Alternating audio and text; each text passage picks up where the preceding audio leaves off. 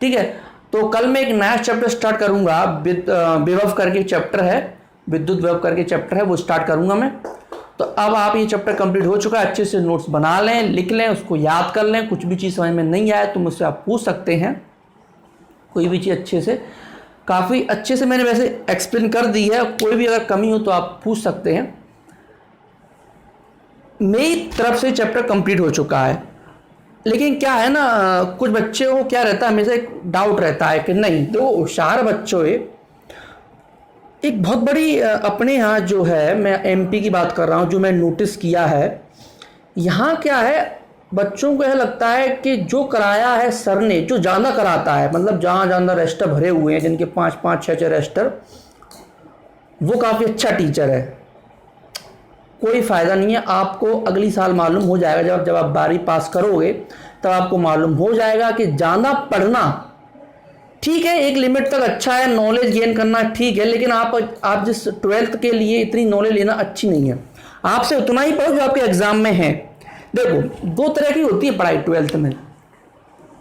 12th में दो तरह की पढ़ाई है। एक है JEE वाली पढ़ाई, या नीट में की एग्जाम की मैं बात करूं।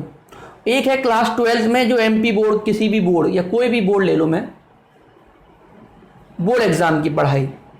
तो इन दोनों में बहुत अंतर है, इन दोनों में बहुत अंतर है। इसमें आप लोगों को सिर्फ इंपॉर्टेंट क्वेश्चन पर ध्यान देना है। आप फालतू इधर उधर आप अपना सिर्फ एनर्जी वेस्ट कर रहे हो और टाइम वेस्ट कर रहे हो, कोई मतलब नहीं है, कोई फायदा नहीं है। आपका कोई ज्ञान व्यान कुछ नहीं बढ़ने वाला है, नॉलेज कुछ नहीं बढ़ेगी, आप भूल जाओगे उसको, जो भी आपकी ज्ञान बढ़ेगा।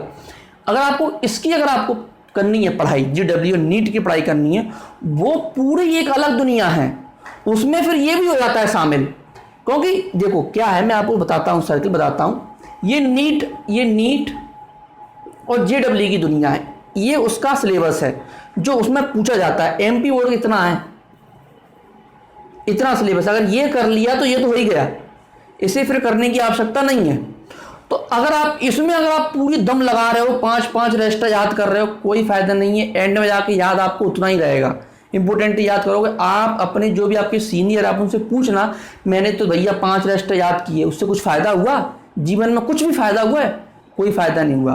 एग्जाम में भी सिर्फ आपको लास्ट का जो टाइम आएगा ना, उसमें भी आप सिर्फ वही बताओगे, सर इंपोर्टेंट बता दो, हम तो इंपोर्टेंट याद हो जाए, वही बहुत है। जब आपको करने ही इंपोर्टेंट है तो पूरी किताब रटने से कोई फायदा नहीं। इतनी मोटी किताब है, आप उसको कितना रटोगे? जो क्वेश्चन बताए जा रहे हैं वो आपके लिए बहुत सफिशिएंट, इससे बाहर नहीं आएगा।